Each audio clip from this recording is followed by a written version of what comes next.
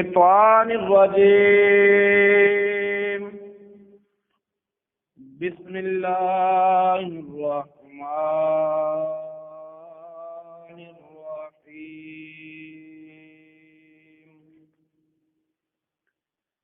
الذين يتبعون الرسول النبي الأمي الذي يجدونه مكتوبا عندهم في التوراة والإنجيل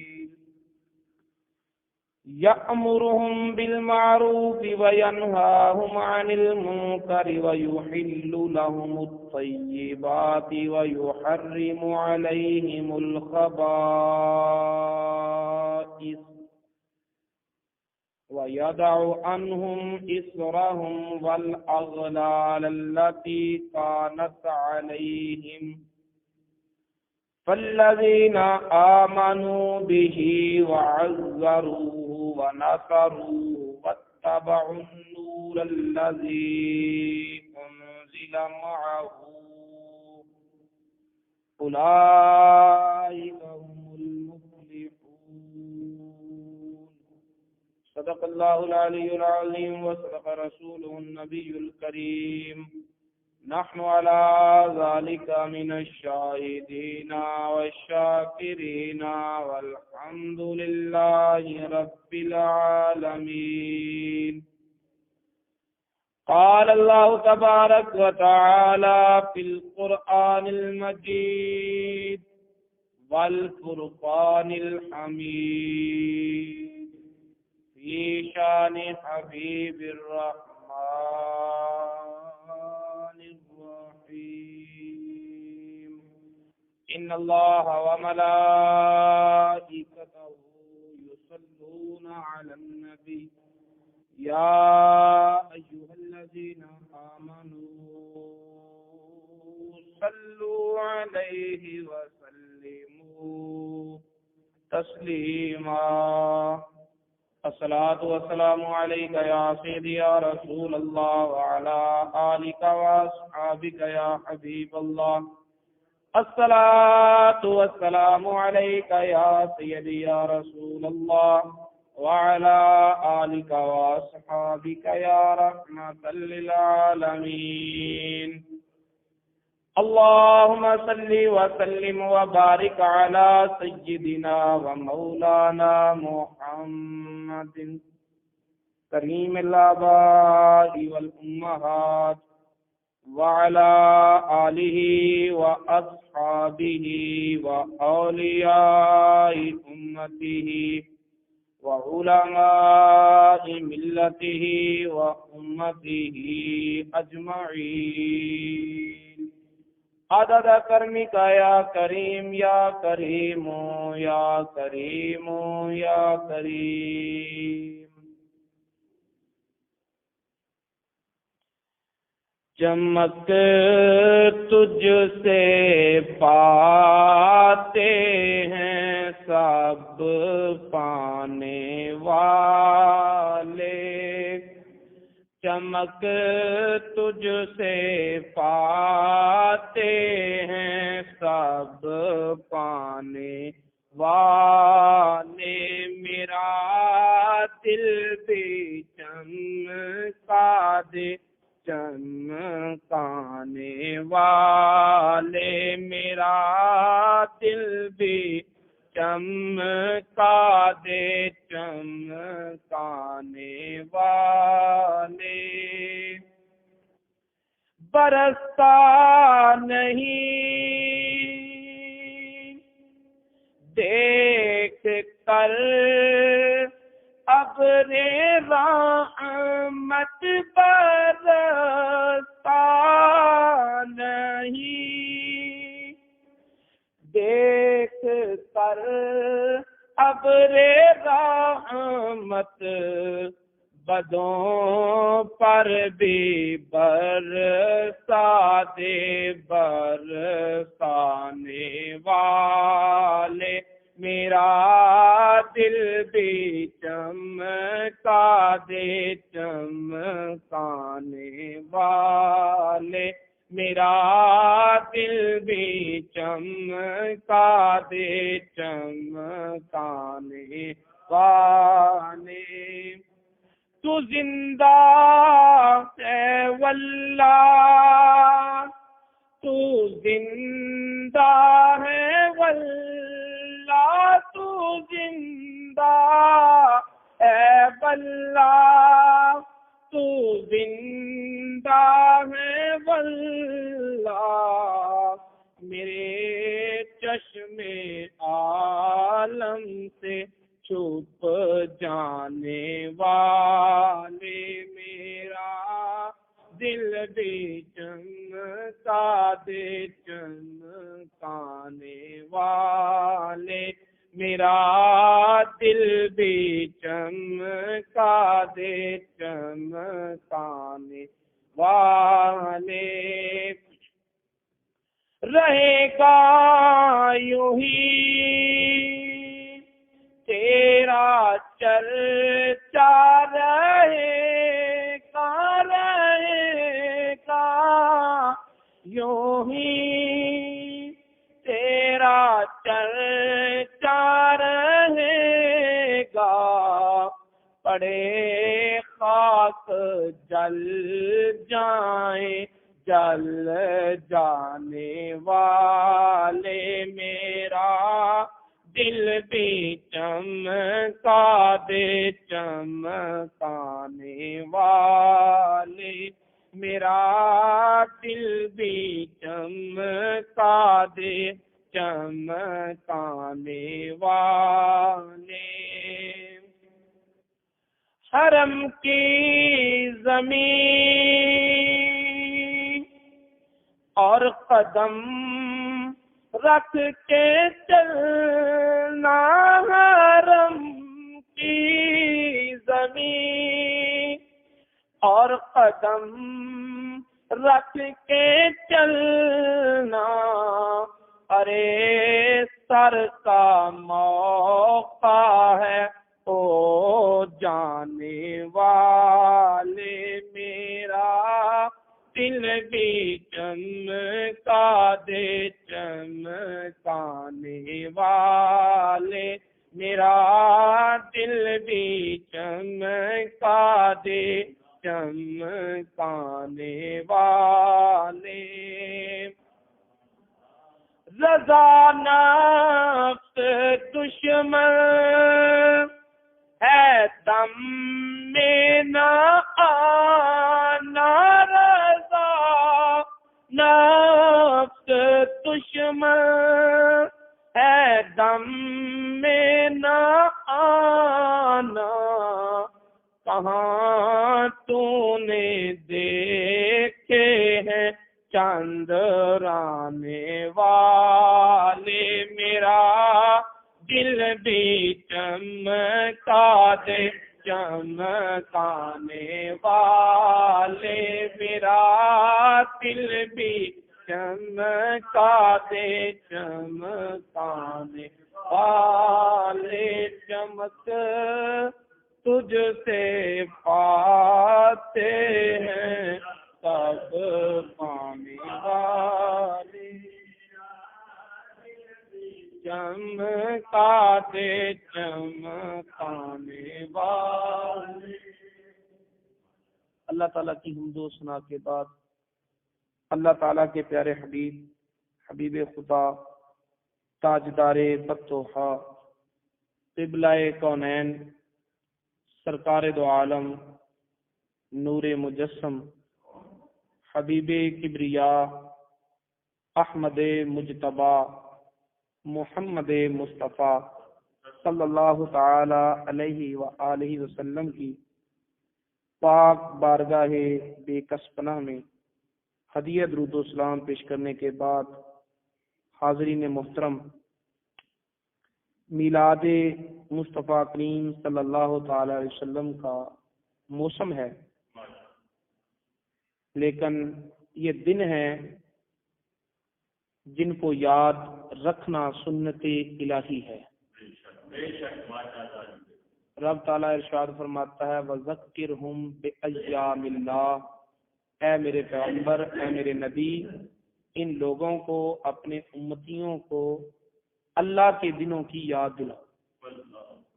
دن سارے ہی اللہ کے ہیں، لیکن جس دن اللہ تعالی اپنے بندوں پر کوئی خاص انعام عطا فرمائے، یا جس دن بندوں کی بد عملی کی وجہ سے، ناعاقبت اندیشی اور بد کرداری کی وجہ سے اللہ تعالیٰ کی پکڑ میں آئے، ان دنوں کو اللہ رب العزت نے اپنے خاص دن کہا اور فرمایا کہ اے میرے نبی، اے میرے پیغمبر، اپنی قوم کو اللہ کے دنوں کی یاد دلاؤ، کیونکہ اللہ تعالیٰ کے دن جو ہیں، مطلب یہ کہ جن دنوں کو اللہ تعالیٰ کے انعام سے نسبت ہے یا جن دنوں کو اللہ تعالیٰ کے عذاب سے نسبت ہے، تو عذاب والے دنوں کو یاد کر کے آدمی ڈرتا ہے اور اپنی آخرت کی سوچتا ہے، اور انعام والے دنوں کو یاد کر کے بندے کے اندر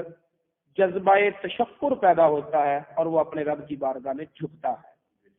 تو اگر نعمتوں والے دنوں کو کھنگالا جائے، اگر نعمتوں والے دنوں کی ایک لسٹ تیار کی جائے، تو نہ کوئی اتنی بڑی نعمت ہے جتنی بڑی نعمت مصطفیٰ کی ذات ہے، اور نہ ہی کوئی اتنی عظمت والا دن ہے جتنی عظمت والا دن میلاد مصطفیٰ کا۔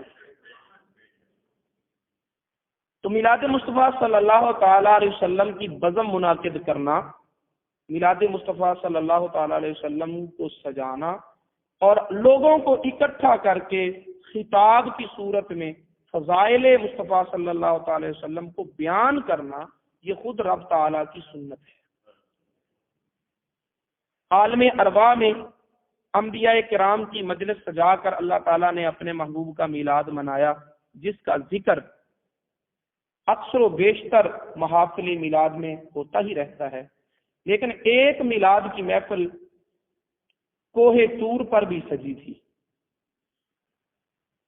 ایک میلاد کی محفل طور سینا کی وادیوں نے بھی اپنے سینے میں یادگار کے طور پر محفوظ رکھی ہے، اور اس میلاد کا تذکرہ قرآن پاک میں رب تعالیٰ نے سورہ اعراف کی 155 آیت سے لے کر 157 آیات، 55، 56 اور 57، 3 آیات میں اللہ تعالیٰ نے اس محفل میلاد کا ذکر کیا جو محفل میلاد حضرت موسیٰ علیہ السلام کی دور میں، ان کی نبوت اور ان کی رسالت کے زمانہ میں کوہ طور پر سجائی گئی تھی۔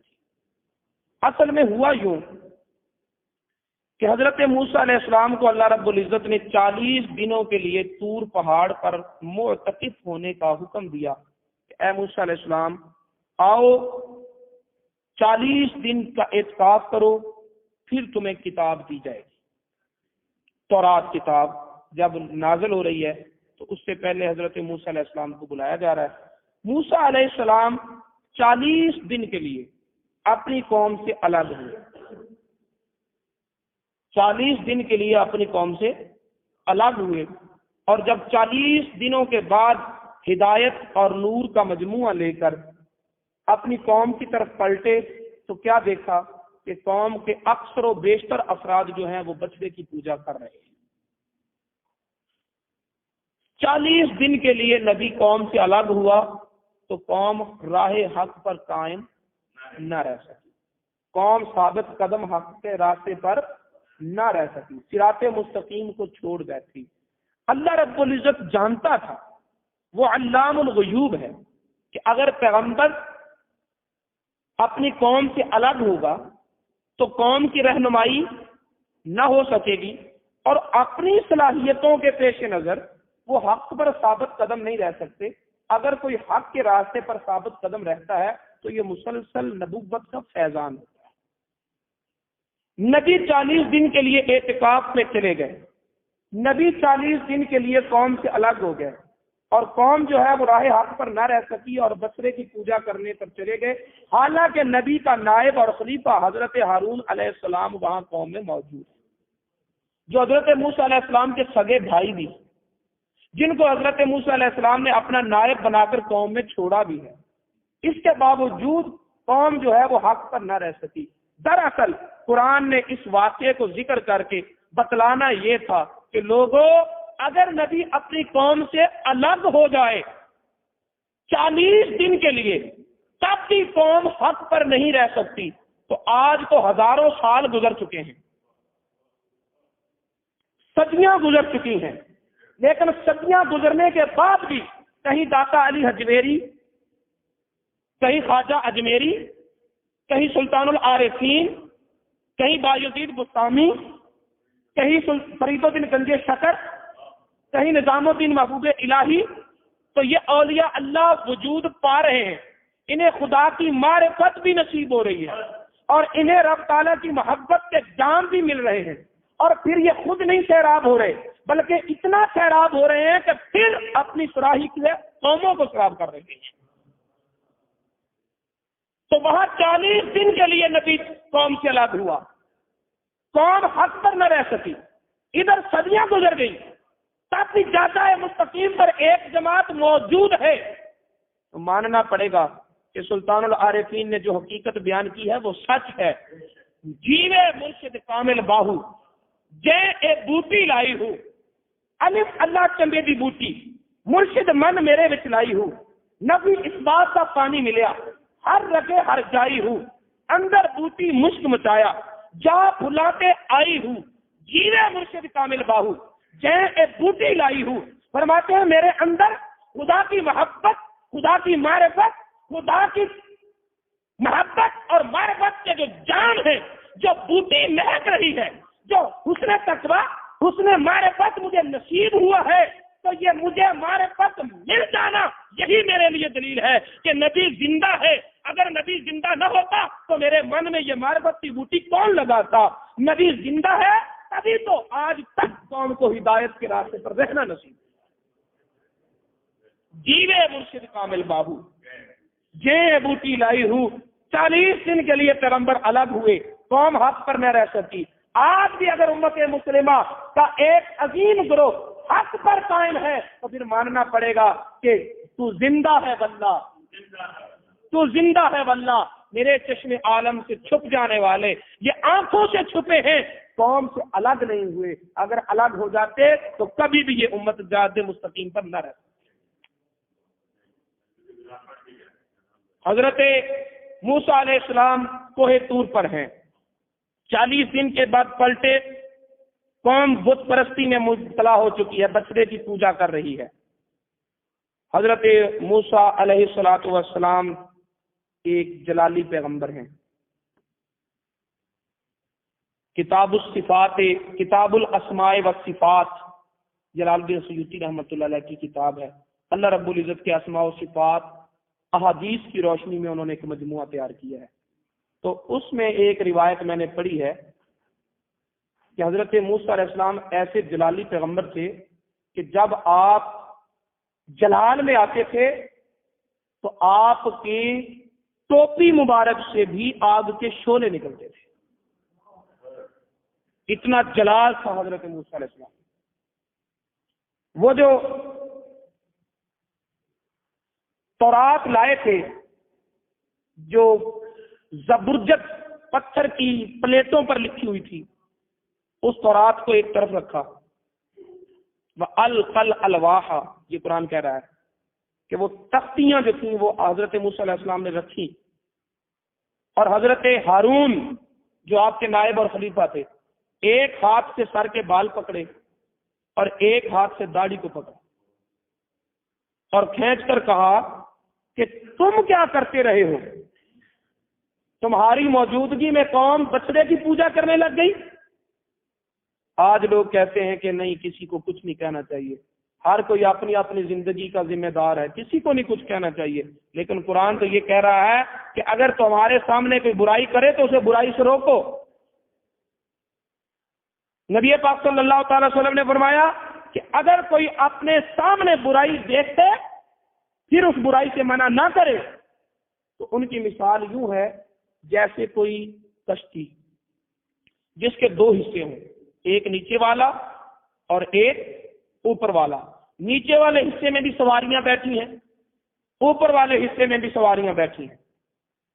اب نیچے والے حصے والے جو لوگ ہیں، ظاہر ہے کہ ان کے پاس پانی کا کوئی انتظام نہیں ہے، جب بھی انہیں پانی کی ضرورت پیش آتی ہے تو وہ اوپر والے حصے میں آ کر کنارے سے پانی لیتے. سمندر میں کشتی جو ہے وہ چل رہی. نیچے والے حصے والوں نے سمجھا کہ ہمارے بار بار اوپر آنے سے اوپر والے بھائیوں کو ہوتی ہے تکلیف.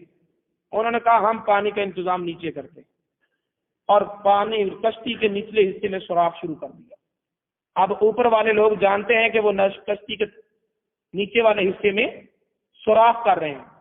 اگر تو وہ روکیں گے انہیں کہ غلط کر رہے ہو, ایسا نہ کرو, تو یہ سوراخ کرنے والے بھی بچیں گے اور اوپر والے بھی بچیں گے. لیکن اگر اوپر والوں نے کہا نہیں, نچلا ان کا حصہ, اوپر والا ہمارا حصہ, وہ اپنے حصے میں جو چاہے کریں, ہمیں کیا حق ہے؟ ہر کوئی اپنی زندگی کا ذمہ دار ہے, حقدار ہے, حق رکھتا ہے. تو فرمایا اگر انہوں نے نہ روکا تو وہ سوراخ کرنے والے تنہا غرق نہیں ہوں گے, بلکہ منع نہ کرنے والے بھی ان کے ساتھ برباد ہوں گے, وہ بھی ان کے ساتھ تباہ و برباد ہوں گے. فرمایا یاد رکھو, گناہ کرنے والوں کو گناہوں سے روکو, اس لیے کہ جب گناہوں کی وجہ سے خدا کا عذاب آتا ہے تو صرف گناہ گاروں پر نہیں آتا, نہ روکنے والے نمازیوں پر بھی اللہ کا عذاب آتا ہے. خدا کا عذاب پھر پوری قوم اس لپیٹ میں آتی ہے. اس لیے اپنی زندگی کا کوئی حق رکھتا ہے, لیکن معاشرے کو بگاڑنے کا کوئی حق نہیں رکھتا. ہر شخص وہ فقط انسان نہیں, ایک فرد نہیں, بلکہ وہ معاشرے کا حصہ بھی ہے. افراد کے ہاتھوں میں ہے اقوام کی تقدیر, ہر فرد ہے ملت کے مقدر کا ستارہ. ایک ایک ستارہ تاریخ ہوگا, پورے آسمان پر تاریکی ہو جائے گی, سیاہی آ جائے گی. لہذا یہ نہ سوچو یہ مشرقی سوچ, یہ لوگوں کا اغیار کا تصور جو تمہیں کہتے ہیں کہ ہر شخص اپنی زندگی کا ذمہ دار ہے, کیا وہ اپنے قوم میں, اپنے وطن میں, اپنے ملک میں اصولوں کی پاسداری نہیں کرتے؟ کیا ان کی زندگی کا کوئی ضابطہ نہیں ہے؟ کیا ان کی اپنے لیے کوئی تہذیب نہیں ہے؟ وہ خود کو اپنے ماحول کو بگاڑتے نہیں, لیکن تمہیں ایسی سوچیں دے رہے ہیں کہ جن کی وجہ سے تم اپنا آپ برباد کر رہے. دشمن کی چال میں نہیں آتے. ایک ہاتھ سے سر کے بال پکڑے اور ایک ہاتھ سے داڑھی کو پکڑا. قرآن کہتا ہے وہ آخذا برأس اخیہ یجرہ الیہ, سر کے بالوں سے پکڑ کر اپنی طرف کھینچا. تو حضرت ہارون علیہ السلام فرماتے ہیں یابن امہ ان القوم استضعفونی وقادوا یقتلوننی. اے میری ماں کے بیٹے, یہ نہیں کہا میرے بھائی, کہا اے میری ماں کے بیٹے, ان کے دل میں رحمت ڈالنے کے لیے کہ جس ماں نے تجھے جنا ہے اسی ماں نے مجھے جنا ہے, ماں کا واسطہ مجھ پر کھپانا. یہ قوم تو مجھے قتل کرنے کو تیار تھی, میں نے انہیں روکا, اپنا حق ادا کیا, لیکن یہ مانے نہیں. پھر حضرت موسیٰ علیہ السلام نے اپنے لیے اور اپنے بھائی کے لیے مغفرت چاہی, پھر اپنی قوم کے لیے مغفرت چاہی. تو اللہ رب العزت نے مغفرت اور معاف کرنے کا وعدہ دیا, لیکن ایک شرط. فرمایا موسیٰ جن جن لوگوں نے بچڑے کی پوجا کی ہے وہ سارے بچڑے کے پجاری بیٹھ جائیں, گردن آگے کر دیں, اور وہ چند لوگ جنہوں نے پوجا نہیں کی وہ اپنے ہاتھوں میں تلواریں اٹھا لیں اور ان کی گردنیں اڑا دیں. اگر تو آتی تلوار کو دیکھ کر سر جھکائے رکھا اور جان دے دی, قتل ہو گئے, جان دے دی, قتل ہو گئے, پھر ان کی توبہ قبول ہے, میں آئندہ زندگی میں انہیں بخش دوں گا. اور اگر آتی تلوار کو دیکھ کر انہوں نے بچنے کے لیے سر کھینچا, پھر تلوار لگنے سے مر بھی گئے تو میں نہیں معاف کروں. اب اندازہ کریں کہ توبہ کتنی مشکل تھی. توبہ کتنی مشکل تھی، اور لیکن یہ اصول اور ضابطے پہلی امتوں کے لیے ہیں۔ قربان جائیں گنبد خضرا کے مقیم پر، آمنہ کے لال پر، مدینے کے تاجدار پر، کہ ان کے طفیل توبہ کی ایک ہی صورت ہے کہ معبود زندگی بھر جتنا جرم کر لیں اپنی جانوں پر، جب ان کے دل میں توبہ کا احساس ہو تک تیرے دروازے پہ آ جائے، میں نے معاف کر دیا۔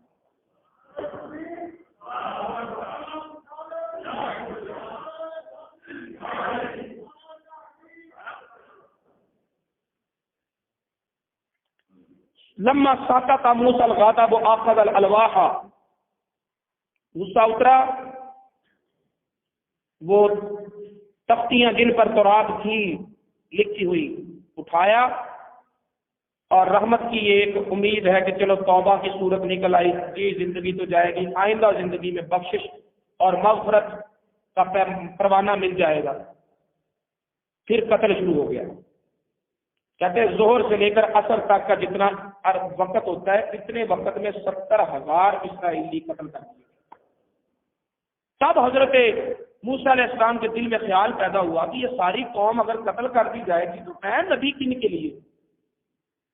پھر اللہ رب العزت کی بارگاہ میں جھکے، مولا اب جتنے قتل ہو گئے کافی ہے، باقی کو معاف فرما دے۔ یہ توبہ کا طریقہ بڑا سخت ہے، مشکل ہے، کوئی آسانی کا راستہ پیدا کر۔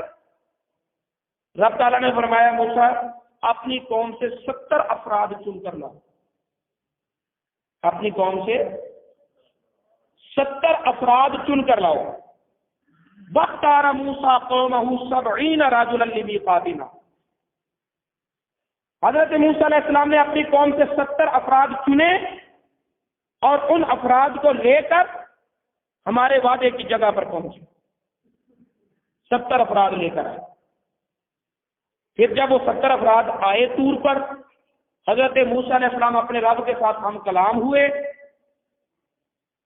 تو اس ہم کلامی سے انوار و تجلیات کی جو برسات پھیلی اس ماحول میں، اس کا فیضان ان کے دلوں میں آیا، اشتیاق بڑھا، اور حضرت موسیٰ علیہ السلام سے ضد کر بیٹھے کہ اے موسیٰ لا نؤمن حتی نری اللہ جہرۃ، ہم نہیں تیری بات مانیں گے جب تک ہم اپنے رب کو دیکھ نہیں لیں گے۔ یہ اتنے قرب میں اتنے مزے ہیں، اتنی لذتیں ہیں، اتنے انوار و تجلیات ہیں، اتنا سرور ہے، اتنا کیف ہے، جب حجابات اٹھا کر وہ محبوب حقیقی آنکھوں کے سامنے ہوگا تب کتنا سرور اور مزہ ہوگا، تب کیا کیفیت ہوگی۔ ہم نہیں مانیں گے تیری بات کو، پہلے ہمیں اپنے رب کا دیدار کروا۔ جب انہوں نے یہ ضد کی فلما اخذتهم الرجفہ، تو انہوں نے اپنی حیثیت سے بہت بڑا سوال کر دیا تھا۔ زلزلہ آیا اور سارے کے سارے مر گئے، 70 کے 70 وہیں فوت ہو گئے۔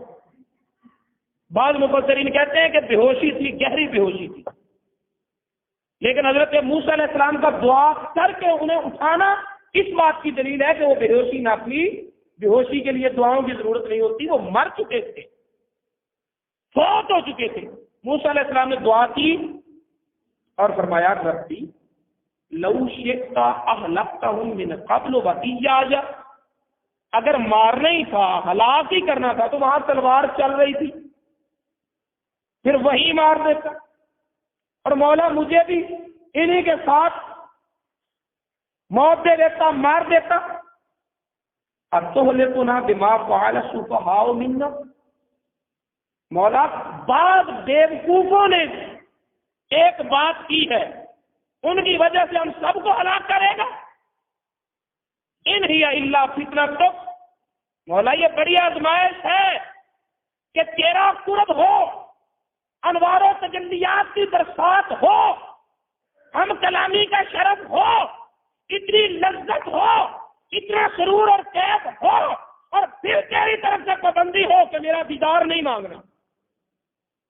مولا تیرے جیسا محبوب حقیقی ہو، جتنے مرتبہ زندگی ملے ہر مرتبہ قربان کر کے دیدار کی قیمت دینے کو،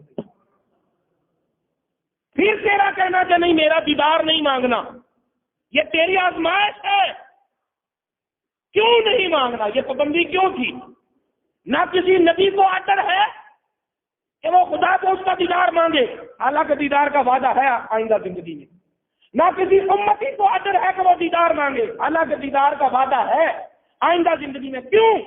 جواہر البہار میں یہ بات لکھی ہے کہ جب بھی کوئی نبی خواہش کرتا تھا رب کے دیدار کی تو رب تعالیٰ کی طرف سے جواب آتا تھا لا تقربوا مال الیتیم، یہ ایک گوہر یکتا کا حصہ ہے، اسے تم نہ مانگو۔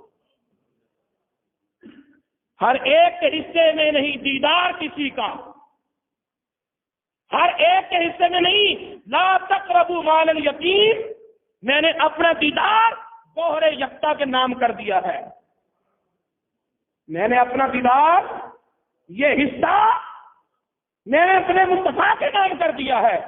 وہ آئے گا معراج کی رات عرش پر، سارے حجاب بات اٹھا کر اسے دیدار کرواؤں گا، اور جب وہ میرا دیدار کر لے گا تو اس کے بعد جو بھی میرا دیدار کرے گا عالم آخرت میں کرے گا، لیکن جب تک میرے مصطفیٰ نے مجھے نہ دیکھا میں کسی کو آفتاب نہیں دیکھا۔ اگر انہوں نے یہ دیدار سوال کیا پکڑ میں آ گئے۔ اب موسیٰ علیہ السلام شفاعت کر رہے ہیں کہ مولا تضل بہا من تشاء وتہدی بہا من تشاء، جب آزمائش آتی ہے تو جو کامیاب ہوتا ہے وہ بھی تیرے علاقے سے کامیاب ہوتا ہے، تیری طاقت اور تیری توفیق سے کامیاب ہوتا ہے، اور جو کامیاب نہیں ہوتا تو اس میں بھی تیرا ہی حکمت اور تیرا ہی ارادہ ہوتا ہے۔ مولا تیری مشیت کے بغیر پتہ نہیں ہلتا۔ انت ولینا، ہم بھولے صحیح، ہم گناہ گار صحیح، لیکن ہمارا مددگار تو تو ہی، ہمارا والی تو فاغفر لنا، ہمیں بخش دے، ورحمنا، ہم پر رحمت فرما، وانت خیر الغافرین، مولا جتنے بخشنے والے ہیں سب سے بہتر بخشنے والا تو ہی ہے، سب سے بہتر بخشنے والا۔ وَاكْتُبْ لَنَا فِي هَٰذِهِ الدُّنْيَا حَسَنَةً، مولا ہمیں اس دنیا کی بھلائی بھی عطا کر دے، وَفِي الْآخِرَةِ، اور ہمیں آخرت میں بھی بھلائی عطا فرما دے۔ اِنَّا هُدْنَا إِلَيْكَ، ہم تیری طرف رجوع کرتے ہیں، ہم تیری طرف ہی پلٹ کر آئے ہیں، تیری ہی طرف، تیرا ہی دروازہ کھٹکھٹا رہے ہیں۔ اب رب تعالیٰ نے فرمایا، قال، اللہ تعالیٰ فرماتا ہے، موسیٰ علیہ السلام کی ساری عرض گزاری پر رب تعالیٰ فرماتا ہے عذابی اصیب بہ من اشاء، میرا عذاب جسے میں چاہوں دوں، جسے میں چاہوں۔ اگر رب تعالیٰ کی مرضی ہو جائے، ارادہ ہو جائے تو گناہوں کی بھی ضرورت نہیں ہے، وہ جسے چاہے عذاب دے، یہ اس کا اختیار ہے، یہ اس کی فارسی ہے، لیکن یہ اس کی عدل کا تقاضا ہے، یہ اس کے اپنے قوانین ہیں کہ نیکیوں پر جزا دیتا ہے، برائیوں پر سزا دیتا ہے، ورنہ اس کی حیثیت یہ ہے، مقام اور مرتبہ یہ ہے کہ اگر وہ کسی کو عذاب دینا چاہے تو وہ مالک جو ہے ایک بھی گناہ نہ ہو وہ عذاب دے، مالک جو ہے۔ وَرَحْمَتِي وَاسِعَتْ كُلَّ شَيْءٍ، لیکن میری رحمت نے ہر شے کو ڈھانپ رکھا ہے، ساری ہر چیز پر میری رحمت جو ہے وہ حاوی ہے، وسیع ہے۔ اور پھر کہا، اب اس سے اگلا مضمون سنیے گا، بیک گراؤنڈ ساری آپ کے سامنے ہے، گناہ کر کے آئے ہیں، گناہ گاروں کے لیے بخشش مانگنے آئے ہیں، پھر ایک محبت کی وجہ سے ایک قدم اٹھا چکے کہ مولا اپنا دیدار کروا دے، تو اس کی پھر پکڑ میں آ گئے، مارے گئے، پھر زندہ کیے گئے، پھر انہیں زندہ کرنے کے بعد آپ 70 افراد وہ اور ایک حضرت موسیٰ 71 ہو گئے، 71 افراد کا مجمع۔ رب تعالیٰ فرما رہا ہے فَسَأَكْتُبُهَا، اے موسیٰ جو تو نے مجھ سے مانگا ہے نا، جو تو نے مجھ سے مانگا ہے، یہ نہیں کہا کہ میں تجھے دیتا ہوں کہ نہیں دیتا، یہ نہیں کہا میں تجھے تیری بات مان رہا ہوں کہ نہیں مان رہا، یہ نہیں کہا، یہ جواب نہیں ہے۔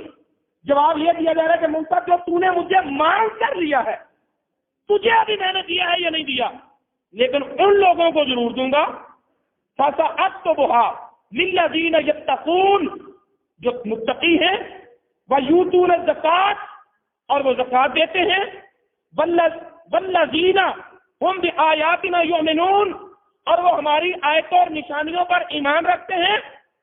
اب موسیٰ علیہ السلام کے پاس کئی پیغمبر آنے تھے، وہ کس نبی کی امت ہے، وہ کون لوگ ہیں؟ پھر فرمایا موسیٰ یہ بھی مغالطے میں نہ رہے کہ میں کسی اور امت کی بات کر رہا ہوں۔ الذین یتبعون الرسول النبی الامی، میں اس امت کی بات کر رہا ہوں جو اس رسول کی امت ہے جس رسول کا تذکرہ سورہ آل ارواح میں سنا،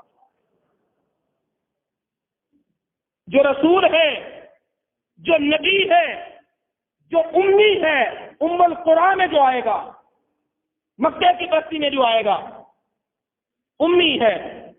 الذی یجدونہ مکتوبا عندہم فی التوراۃ والانجیل، اے موسیٰ میں اس نبی کی بات کر رہا ہوں جس نبی کا ذکر تیری تورات میں بھی ہے اور عیسیٰ کی انجیل میں بھی ہوگا۔ پوری کتابوں کی حفاظت کا وعدہ تو رب نے نہیں دیا، لیکن فرمایا وہ اپنے پاس پائیں گے۔ پتہ چلا کہ جب وہ نبی آئے گا اس کے دور میں جو تورات کا نسخہ ہوگا، جو انجیل کا نسخہ ہوگا، تو باوجود تحریف کے، باوجود تبدیلیوں کے، میں اپنے مصطفیٰ کے ذکر کی حفاظت کروں گا کہ ان کے ہاتھوں میں بھی جب تورات جائے گی تو اس میں نبی کا ذکر ہوگا، انجیل ہوگی تو اس میں میرے مصطفیٰ کا ذکر ہوگا۔ یأمرہم بالمعروف وینہاہم عن المنکر، اس نبی کی شان یہ ہے کہ وہ اپنی امت کو نیکی کا حکم دے گا، برائی سے روکے گا۔ دیکھیے پہلی شان یہ ہے کہ وہ رسول ہوگا، دوسری شان یہ ہے کہ نبی ہوگا، تیسری شان یہ ہے کہ وہ امی ہوگا، ام القرا، ساری کائنات کی اصل، اساس، بنیاد، وجہ تخلیق کائنات ہوگا۔ اور تیسری بات یہ، چوتھی بات یہ کہ اس کا ذکر تورات اور انجیل میں ہوگا۔ پانچویں بات یہ کہ وہ آمر بالمعروف ناہی عن المنکر ہوگا۔ اور اگلی بات یہ کہ یحل لهم الطیبات ویحرم علیہم الخبائث، پاکیزہ چیزوں کو وہ حلال کرے گا اور گندی چیزوں کو وہ حرام کرے گا۔ اے موسیٰ آج تک اور حضرت عیسیٰ علیہ السلام تک تو یہ قانون رہے گا کہ جو میں نے حلال کیا وہ حلال، جو میں نے حرام کیا وہ حرام۔ کسی نبی اور رسول کو یہ بات بھی نہیں کہ وہ کسی چیز کو حلال یا حرام کر دے، لیکن جب میرا وہ محبوب آئے گا تو میں حلال اور حرام کرنے کا اختیار بھی اسے نہیں دوں گا۔ وہی حلال کرے گا، وہی حرام کرے گا۔ رب تعالیٰ نے ہر مرد کے لیے 4 بیویاں ایک وقت میں اکٹھی رکھنا جائز قرار دیا، لیکن میرے نبی نے علی پر دوسری شادی کرنا حرام کر دیا، جب تک کہ میری فاطمہ تیرے گھر میں ہے۔ وہی حلال کرے گا، وہی حرام کرے گا۔ ایک شخص آیا، یا رسول اللہ صلی اللہ علیہ وسلم نمازیں نہیں پڑھی جاتی ساری، کچھ نمازوں کی اجازت مل جائے تو اسلام قبول کرتا ہوں۔ فرمایا کتنی پڑھ سکتے ہو؟ عرض کی مولا 2 پڑھ سکتا ہوں۔ فرمایا پوری قوم کے لیے رب نے 5 نمازیں فرض کی ہیں، 3 میں نے معاف کی تو مسلمان۔ کوئی روزہ توڑ دے، 70 روزے رکھے یا مسکینوں کو کھانا کھلائے، 60 مسکینوں کو 60 روزے رکھے یا 60 مسکینوں کو کھانا کھلائے، لیکن یہ تب ہے جب تک وہ در مصطفیٰ سے دور رہے۔ جب وہ بارگاہ مصطفیٰ میں آ جائے تو پھر وہ کسی کو کیا کھلانا ہے، خود کھاتا جائے اور گناہ بھی معاف کروا دے۔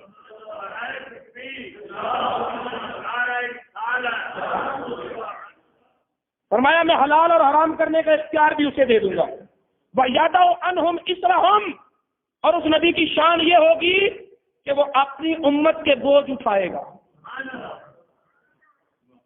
بوجھ إِصْرَهُمْ، وہ اپنی امت کے سروں کے بوجھ اٹھائے گا۔ وَالْأَغْلَالَ الَّتِي كَانَتْ عَلَيْهِمْ، اور اس کی امت کے گلوں میں جو پریشانیوں کی زنجیریں ہوں گی، جو مشکلات کی زنجیروں میں جکڑے ہوں گے تو وہ نبی اپنے امت کے لیے مشکل کشا بھی ہوگا، ان زنجیروں کو توڑ دے گا، ان مشکلات کو دور کر دے گا۔ یہ ساری شان مصطفیٰ بیان کی اور فرمایا موسیٰ تو مجھ سے مانگتا ہے کہ دنیا کی بھی بھلائی دے دے، آخرت کی بھی بھلائی دے دے، سن لو الذین آمنوا بہ، جو لوگ اس نبی پر ایمان لائیں گے، وعزروہ، اس کی تعظیم کریں گے، ونصروہ، اور اس کی خدمت کریں گے، واتبعوا النور الذی انزل معہ، اور اس پر نازل ہونے والے نور کی پیروی کریں گے، اولئک هم المفلحون، دونوں جہانوں کی کامیابی میں انہیں دوں گا، دونوں جہانوں کی کامیابی میں انہیں دوں گا۔ اب یہ بات کن سے ہو رہی ہے؟ ان سے جو طور پر معافی لینے آئے ہیں۔ مولا توبہ کا راستہ یہ ہے کہ ہم قتل ہو، جان دیں، پھر توبہ قبول ہوگی، اس سے کوئی آسان راستہ عطا فرما۔ میلاد میں یہی کچھ تو ہوتا ہے، لوگ اکٹھے ہوتے ہیں، نبی کی فضیلت بیان کی جاتی ہے۔ ادھر طور پہاڑ پر 70 افراد یہ اور اس کے اوپر ایک حضرت موسیٰ علیہ السلام، 71 افراد کا اجتماع، اور رب تعالیٰ فضیلت مصطفیٰ بیان کر رہا ہے۔ کہہ دو کہ میلاد سجا منا رہا ہے۔ یہ طور کی بستی پر، طور کے سینے پر محفل میلاد ہے، اور فرمایا جا رہا ہے موسیٰ ان کو دو جہانوں کی کامیابی دوں گا جو اس نبی کو مانیں گے، اس کی تعظیم کریں گے، اس کی توقیر کریں گے، اس کی خدمت کریں گے، اور اس پر نازل ہونے والے نور کی پیروی کریں گے، دو جہانوں کی کامیابی انہیں دوں گا۔ اس آیت کی روشنی میں کہنے دو کہ جب موسیٰ علیہ السلام نے کہا مولا توبہ کی جو شرط تو نے رکھی ہے وہ بڑی مشکل ہے، کوئی آسانی کا دروازہ دے، تو رب تعالیٰ نے کہا ہے موسیٰ اگر آسانی چاہتے ہو، مغفرت آسانی سے لینی ہے، گناہوں کو آسانی سے معاف کرانا ہے، تو پھر سارے اصول چھوڑو، میرے نبی کا میلاد۔